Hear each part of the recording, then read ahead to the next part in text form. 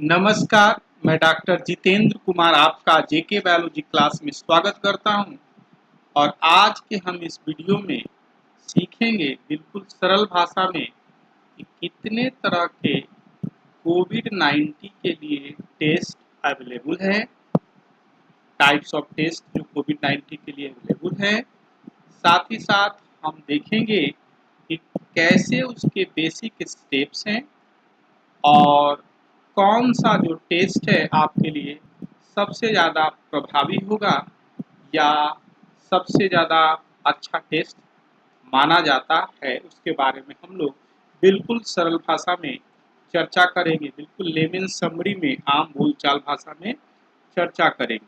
तो आइए सबसे पहले हम लोग देखते हैं कि कितने तरह के कोविड-19 टेस्ट जो कि अवेलेबल हैं उसके बारे में पहले हम जानते हैं। तो 3 तरह के टेस्ट जो हैं अभी अवेलेबल हैं कोविड-19 के लिए। पहले टेस्ट को हम लोग न्यूक्लिक एसिड टेस्ट के नाम से जानते हैं। साथ-साथ दूसरा टेस्ट एंटीजन टेस्ट और तीसरा एंटीबॉडी टेस्ट। हम देखते हैं कि तीनों टेस्ट एक दूसरे से कैसे डिफरेंट है। तो न्यूक्लिक एसिड टेस्ट में हम लोग करते क्या हैं? हम लोग यह पता लगाने की कोशिश करते हैं कि कोविड-19 का जो जेनेटिक मटेरियल है वो इन्फेक्टेड पर्सन में प्रेजेंट है या नहीं, अवेलेबल है या नहीं। और हम उस परिस्थिति में ये पता लगाने में सक्षम होते हैं कि आपका वायरस का जो आरएनए है, कोविड-19 का जेनेटिक मटेरियल आरएनए है, वो प्रेजेंट है या नहीं। तो न्यूक्लिक एसिड टेस्ट में यही हम लोग पता लगाते हैं। कैसे इसको हम लोग करते हैं, इसके बारे में हम लोग आगे चर्चा करेंगे। अभी हम सिर्फ इतना ही समझते हैं कि न्यूक्लिक एसिड टेस्ट में हम लोग इसके जेनेटिक मटेरियल जो आरएनए का बना है वही हम लोग पता लगाने की कोशिश करते हैं। आइए हम लोग आगे समझते हैं। एंटीजन टेस्ट, इसमें हम लोग पता लगाने की कोशिश करते हैं कि इन्फेक्टेड पर्सन में वायरस का जो आउटर पोर्शन या प्रोटीन मौजूद है या नहीं मौजूद है। एंटीजन टेस्ट सिंपली जो वायरस के इम्पोर्टेंट कंपोनेंट में एक जेनेटिक मटेरियल जो आरएनए है और बहुत सारे जो प्रोटीन्स जो हैं जो आउटर मेम्ब्रेन पर मौजूद हैं, है ना, इसी को हम लोग पता लगाने की कोशिश करते हैं। आरएनए का अगर हम पता लगाते हैं तो उसको हम लोग न्यूक्लिक एसिड टेस्ट के नाम से जानते हैं और आउटर मेम्ब्रेन पर अगर हम पता लगाते हैं तो उसको हम लोग एंटीजन टेस्ट के नाम से जानते हैं, क्योंकि इस हम लोग जो प्रोटीन ये मौजूद है उसी को पता लगाने की कोशिश करते हैं। अब बात आती है एंटीबॉडी टेस्ट का।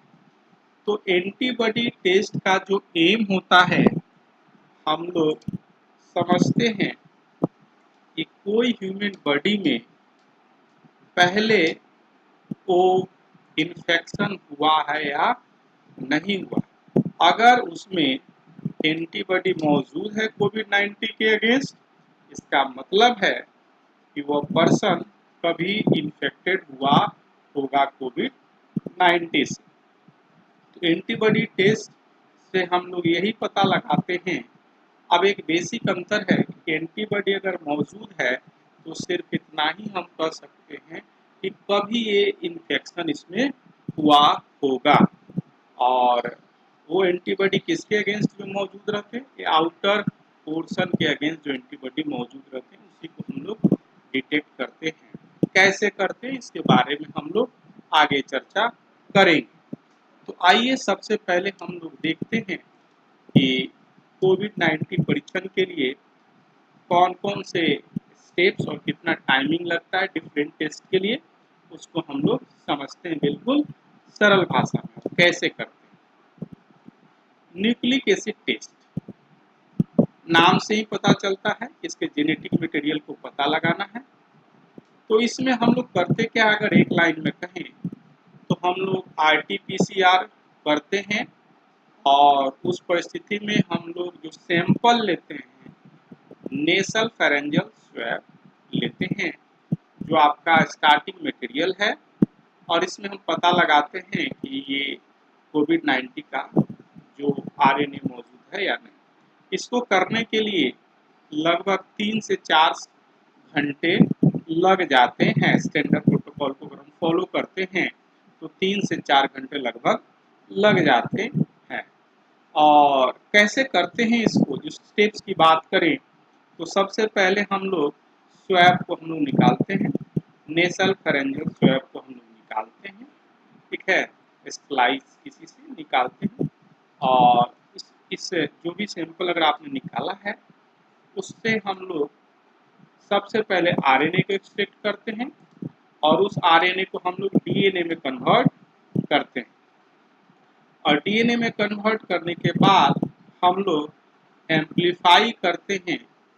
कोविड-19 के प्राइमर से हम लोग क्या करते हैं, एम्पलीफाई करते हैं।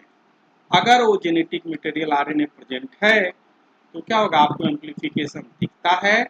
अगर वो जेनेटिक मटेरियल नहीं प्रेजेंट है तो आपको एम्पलीफिकेशन नहीं दिखेगा, आपको एम्पलीफिकेशन नहीं दिखेगा और कह सकते हैं कि उसमें जेनेटिक मटेरियल नहीं मौजूद है तो इसका मतलब है उससे इन्फेक्शन नहीं हुआ है। अब बात करते हैं कि इसके स्ट्रेंथ क्या है, इसकी ब्यूटी क्या है, सुंदरता क्या है। तो इस टेस्ट की सबसे बड़ी सुंदरता है कि यह टेस्ट काफ़ी सेंसिटिव टेस्ट है, मतलब काफ़ी अच्छा टेस्ट है, सेंसिटिव टेस्ट है, काफ़ी कम लेवल पर इन्फेक्शन को भी आसानी से डिटेक्ट कर सकता है और साथ ही साथ यह मोर एक्यूरेट होता है कंपेयर टू अदर टेस्ट। इसकी एक और विशेषता है, लेवल ऑफ इन्फेक्शन को हम लोग पता लगा सकते हैं।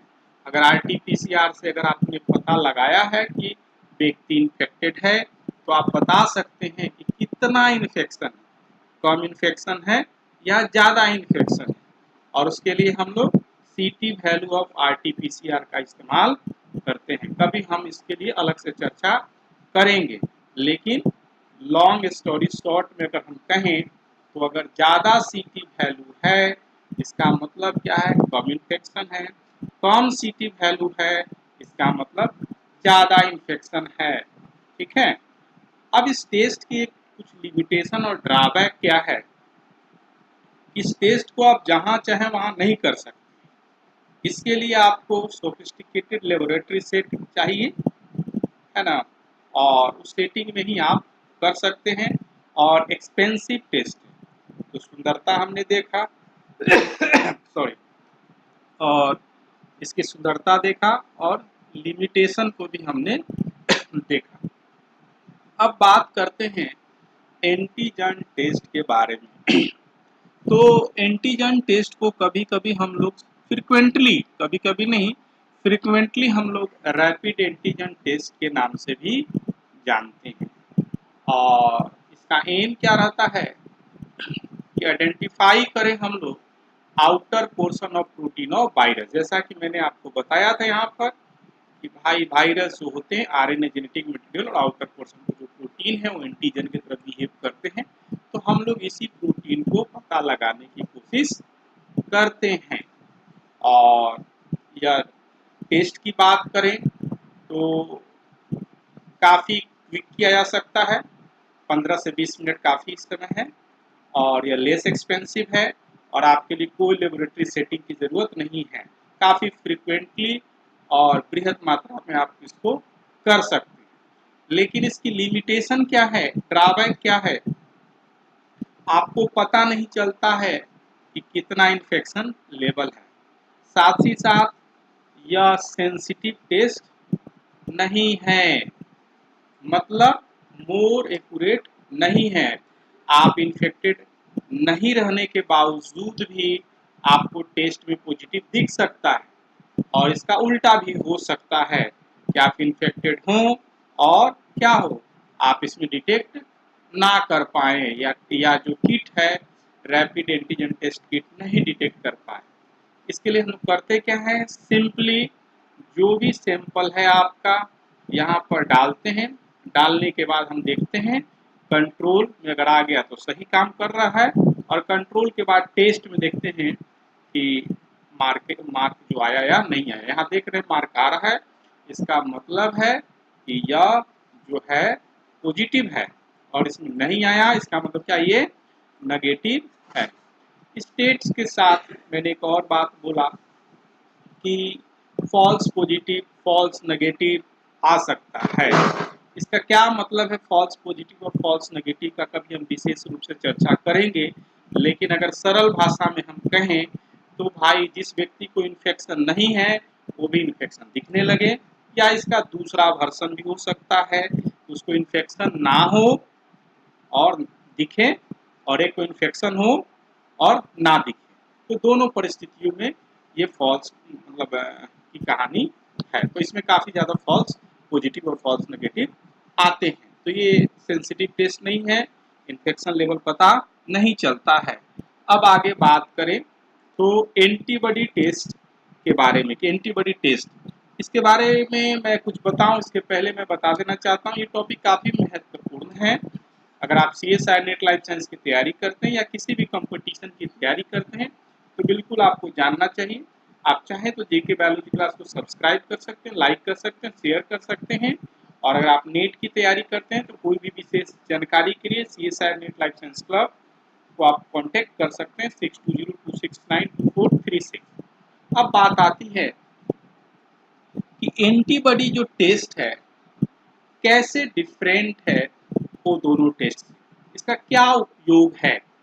तो इसमें हम लोग इसका जो एम रहता है हम लोग डिटेक्ट करते हैं कि पर्सन में एंटीबॉडी मौजूद है या नहीं मौजूद है, और यह आपको बताता है कि कभी न कभी सम पॉइंट ऑफ वायरस से आप इन्फेक्टेड हैं या नहीं इन्फेक्टेड हुए हैं। अगर एंटीबॉडी बना हुआ है इसका मतलब है कि आपको टेस्ट में पॉजिटिव दिखाएगा और बताएगा कि कभी आप इन्फेक्शन हुए हैं।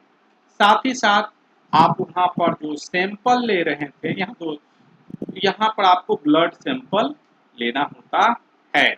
ये थोड़ा सा एक मेजर क्या है अंतर है, और यहाँ पर आप लोग करते हैं ब्लड की लेने की कोई ज़रूरत नहीं होती है। अब आगे बातें करते हैं इसकी सबसे बड़ी स्ट्रेंथ क्या है। एंटीबॉडी टेस्ट अगर हम करते हैं तो ये हमें क्या बताएगा, तो ये हमें दो चीज काफी अच्छी तरीके से बताएगा। पहला चीज बताएगा कि इम्यूनिटी ऑफ ए पॉपुलेशन क्या है। अगर हम पॉपुलेशन में एंटीबॉडी टेस्ट करना चालू करें और हम पा रहे हैं कि कोविड-19 का antibody most of the population में है, इसका मतलब है हमारा population some point of safe line में पहुंच गया है, उसमें एंटीबॉडी मौजूद हो गए, उनको इन्फेक्शन हो गया, इम्यूनिटी डेवलप हो गया है, और एक तरह का कहें तो मतलब उनमें वैक्सीन का जो इफेक्टिव डोज है वो डेवलप हो गया। साथ ही साथ अगर बात करें इसको सर्विलेंस टेस्ट के नाम से भी जानते हैं, मतलब कि हमारा कितना पॉपुलेशन इन्फेक्टेड हो गया है, ठीक है। और यह एक तरह का एनालिसिस मेथड है पूरे पॉपुलेशन को एनालिसिस करने के लिए अगर हम करना चाहें तो एंटीबॉडी टेस्ट, लेकिन यह हमें करेंट इन्फेक्शन के बारे में नहीं बताता, यह हमें बताता है कि कभी आप इन्फेक्टेड हुए थे, ठीक है। और हमने देखा क्या कि एंटीजन एंटीबॉडी और न्यूक्लिक एसिड टेस्ट के बारे में देखा और सीखा। साथ साथ अगर आप इस वीडियो को लाइक करते हैं, पसंद करते हैं, तो आप जेके बायोलॉजी क्लास को लाइक और सब्सक्राइब कर सकते हैं। हाँ, इससे किस तरह के संबंधित सवाल पूछे जा सकते हैं किसी भी कॉम्पिटिटिव एग्जामिनेशन में, आप चाहें तो कमेंट बॉक्स में लिख सकते हैं, हमें खुशी होगी। Thank you for watching the video.